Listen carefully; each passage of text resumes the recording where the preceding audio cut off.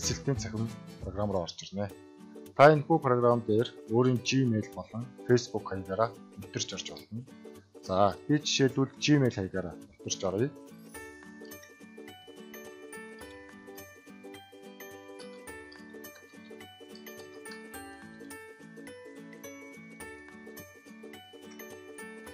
Удаачгүй их сургуулийн хөтөлбөр мэрэгжлийн танилцуулга байна. За, энд эсэлтийн ерөнхий шалгалт өгч байгаа дүү нарт зориулсан цахим хичээл маань байрлаж байна. За, энэний баруун дээд бууланд бүртгүүлэх гэсэн товч байна. Энэхүү бүртгүүлэх гэдэг товчон дээр та боловсролын үнэлгээний төвийн бүртгэлийн дугаар оруулна. За, энд боловсролын үнэлгээний төвийн бүртгэлийн дугаарын нууц үгийг оруулна. За, эцэг эхийн нэрээ бичнэ. Регистрээ сонгоно. За, регистрийн 8 ордоо тоогоо бичнэ. За, хүүсээ сонголоо. Аль аймгаас хэлсэн орж байгаа аймгаа сонгоно. Аюулгүй аймаг. За, энд төгссөн сургуулиа бичнэ. Анги удирдсан багшийн нэр. За, багшийн утас. За, таны мэйл хаяг. Өөрийн утас. За, тэгээ бүртгүүлэх гэсэн төвчөд дарна. Хөдөөжгүй их сургуульд суралцах хөтөлбөр сонголтын хуудас маань гарч ирнэ. Мөн хөдөөжгүй их сургуулийн бүртгүүлсэн эсэгч таны мэдээлэл энэ болон дээр харагдана. За, тэгээ эсэлтийн ерөнхий шалгалтын дүнгийн мэдээлэл маань автоматар татагдаад энд таны шалгалтын дүнгийн мэдээлэл харагдана. Хэрв та өөрийн мэдээлэлээ буруу оруулсан байх юм бол энэ баруун дээд болон байрлаж байгаа харандааны зурган дээр танаад өөрийн мэдээлэлээ засаж сайжруулах боломжтой юм аа. Би жишээлбэл 13 дугаар сургууль Архангай аймаг анги хатгач. За, ингэснээр таны мэдээлэл засагдлаа. Зад мөр утсан дээр бичээ. За, энд хөтөлбөр мэрэгжлийн танилцуулга байна.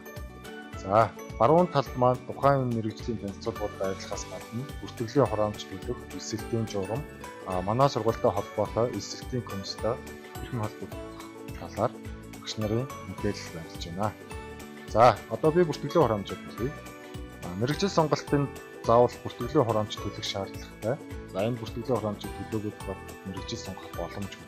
Өөрөөр хэлэх юм бол та мэрэгжил сонгоогүй учраас аль нэг бүлэг тариалагдах гэдэг маань жагсаалтанд орохгүй гэсэн. За, тийм болохоор төлбөр төлөх боломж маань дараах 3 сонголттой байна.